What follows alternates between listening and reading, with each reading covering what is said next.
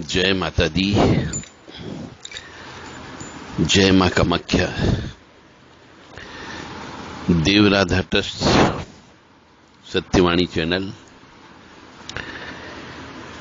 कामाख्ये वरदे देवी नीलपर्तवासिनी तम देवी जगत माता योनि मुद्रे नमस्तुते। कामाख्ये काम संपन्ने कामेश्वरी हर प्रिये काम नाम देहि में नित्यम कामेश्वरी नमस्तुते। ओम श्रीम ह्रीम श्रीम कमले कमलालय प्रसीद प्रसीद श्रीम ह्रीम श्रीम ओम महालक्ष्मी नमो नमः।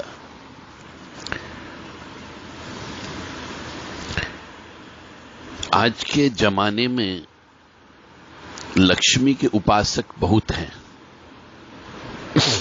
जितने किसी और देवी देवता के नहीं है। क्योंकि आजकल लक्ष्मी जी की आवश्यकता हर मनुष्य को होती है। ये कलयुग है। चाहे स्त्री हो या पुरुष हो, चाहे कितना ही बड़ा धनवान हो या कितना ही छोटे से छोटा निर्धन भी हो, सभी को लक्ष्मी जी की कृपा की आवश्यकता होती है।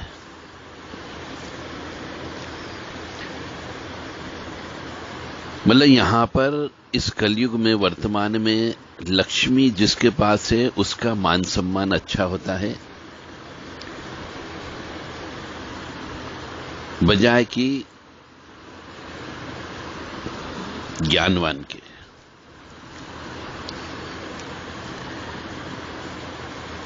बहुत ज्यादा इतना भ्रम हो गया है कि स्तर सोचने का बहुत ज्यादा गिर चुका।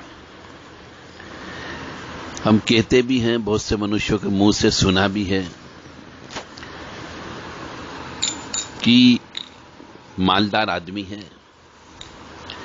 बड़ा आदमी है, रसूखदार आदमी है। इसका मतलब ही सिर्फ लक्ष्मी की कृपा, उसी को ही ये सब शब्दों से नवाजा जाता है।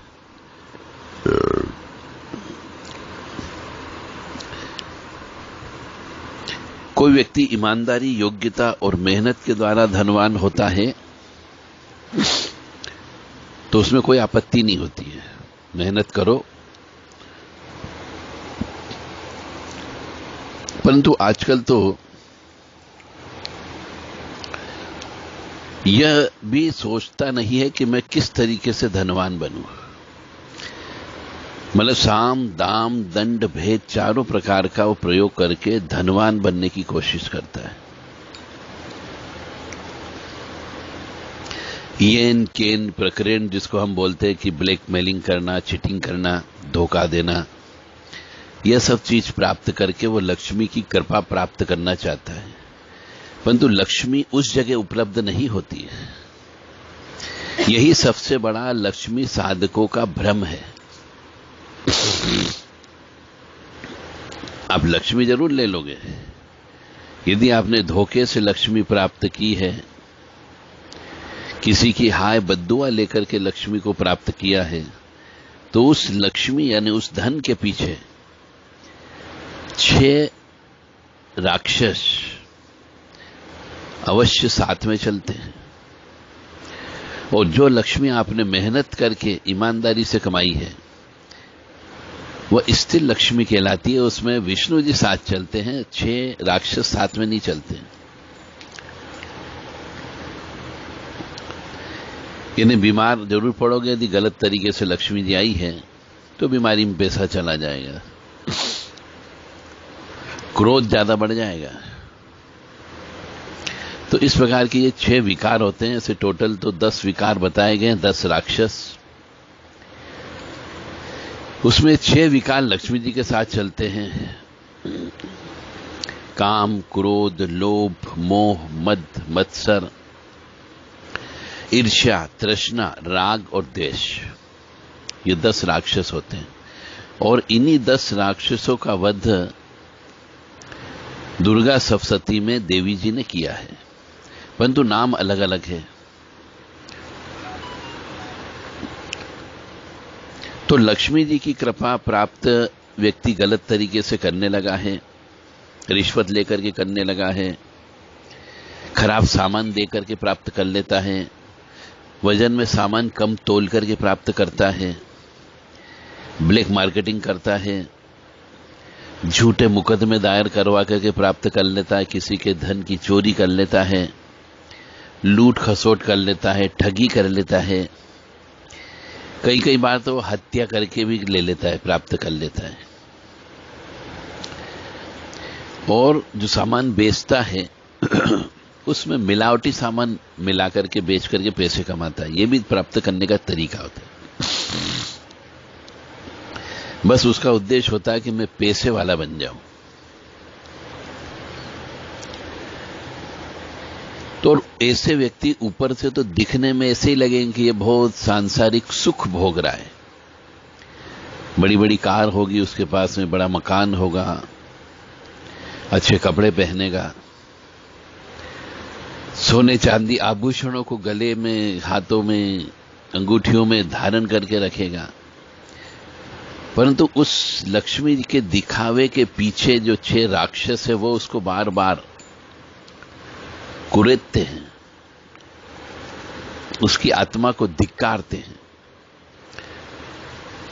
और बार बार कष्ट की प्राप्ति होती है। ये किसी को नजर नहीं आता है।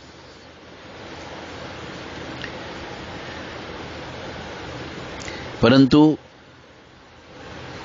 उसकी गहराई में जाकर के यदि आप याद करोगे कि वास्तव में इस लक्ष्मी जो आई है इसके पीछे कारण क्या है, क्या पुण्य की लक्ष्मी आई है या पाप की लक्ष्मी आई है, तो अधिकांश तक कलयुग में देखने को मिलता है कि पाप की लक्ष्मी होती है। गलत तरीके से पैसा कमाया गया होता है, उसकी वजह से कष्ट की प्राप्ति होती है। कई बार अचानक धन गायब हो जाता है। गायब होने का मतलब नुकसान हो जाता है। जब गलत तरीके से आता है तो गलत तरीके से जाता भी है। तब उस समय पे उसकी प्रतिष्ठा दांव पे लग जाती है, उसकी गुडविल दांव पे लग जाती है।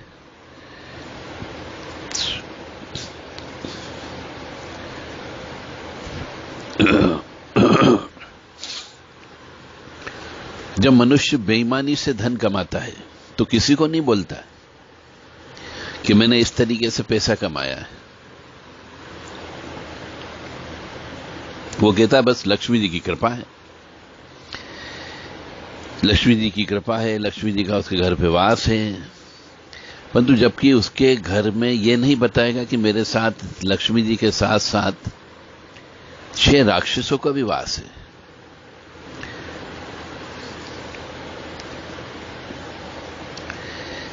तो जब गलत तरीके से लक्ष्मी जी आती है तो निश्चित तौर से कष्ट साथ में अवश्य लेकर के आती है, क्योंकि पाप कर्म किए हुए होते हैं तो पाप कर्मों का फल तो भोगना पड़ता है।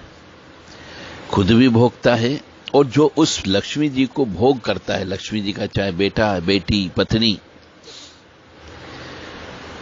उस लक्ष्मी का जो गलत तरीके से जो लक्ष्मी आई है उसका जो जो व्यक्ति प्रयोग करता है, पारिवारिक सदस्य, चाहे भाई क्यों न हो, उसको भी उन व्यक्तियों की हाय बद्दुआ लगती है।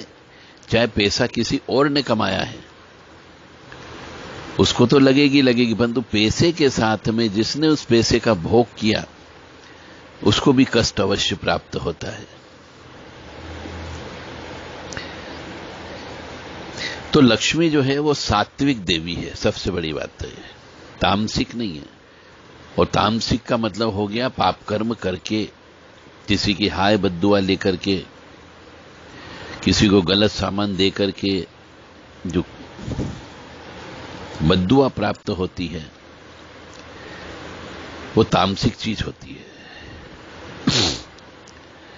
तो लक्ष्मी जी को यदि सात्विक रूप से प्राप्त करना है तो उसके लिए घर के अंदर साफ सफाई रखना चाहिए, ब्रह्म मुहूर्त में उठना चाहिए, सूर्य उदय के पहले पूरे घर की झाड़ू लग जाना चाहिए।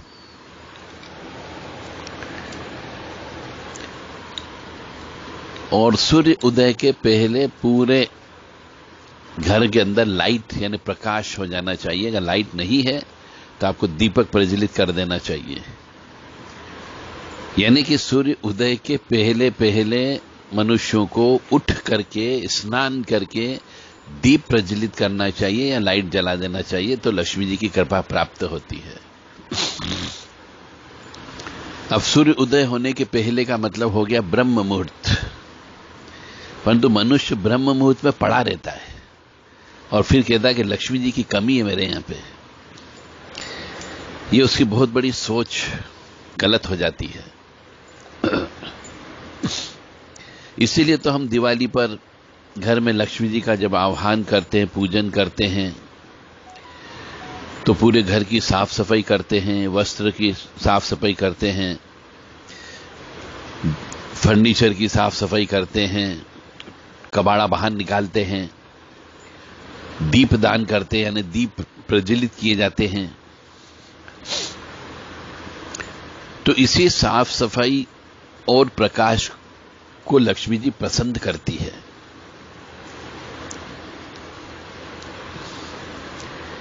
इसी प्रकार से मनुष्य को अपनी आंतरिक आत्मा की सफाई कर लेना पड़ेगी, तो लक्ष्मी जी की कृपा प्राप्त होगी। एक सफाई हो गई है तो बाहर ही सफाई हो गई, भौतिकवादी सफाई हो गई, और एक आंतरिक सफाई की भी आवश्यकता होती है जो आत्मा और मन की होती है। और पूर्ण सफाई के लिए मन और दिल की सफाई होना भी जरूरी है, और आत्मा को प्रकाशवान बनाना होगा, यानी कि आत्मा का शुद्धिकरण करना होगा, और आत्मा का शुद्धिकरण करने के लिए ब्रह्म मुहूर्त में उठना होगा। क्योंकि बिना आत्मा की शुद्धि के स्थायी लक्ष्मी का निवास नहीं होता है। और दिल की सफाई का मतलब होता है निर्मल मन, ऐसा मन जिसके अंदर कोई छल नहीं हो, कोई कपट नहीं हो, कोई बुरे विचार नहीं हो, वचन में और कर्मों में समानता हो, किसी के साथ दुर्व्यवहार नहीं करना हो, किसी के साथ विश्वासघात नहीं करना है, विनम्र पूर्वक व्यवहार करना है और सच्ची भक्ति करना है, तो ही स्थायी लक्ष्मी का वास होगा।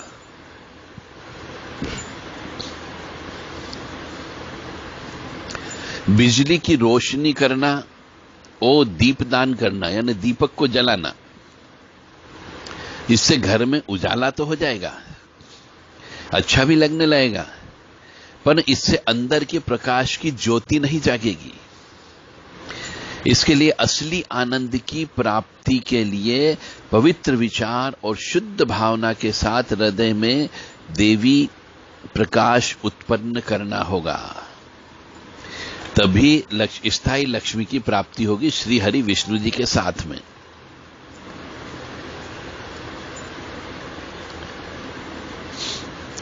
जब आप इस प्रकार अपने मन की, दिल की सफाई करोगे, तो हृदय आत्मा दोनों का मिलन हो जाएगा, तभी लक्ष्मी जी यानी देवी शक्ति की कृपा प्राप्त हो जाएगी। कई जगह ऐसा लिखा हुआ है शास्त्र में, शायद रामायण जी में ही लिखा हुआ है कि जहां सुमतितः संपत्ति नाना, जहां कुमतितः विपत्ति निदाना।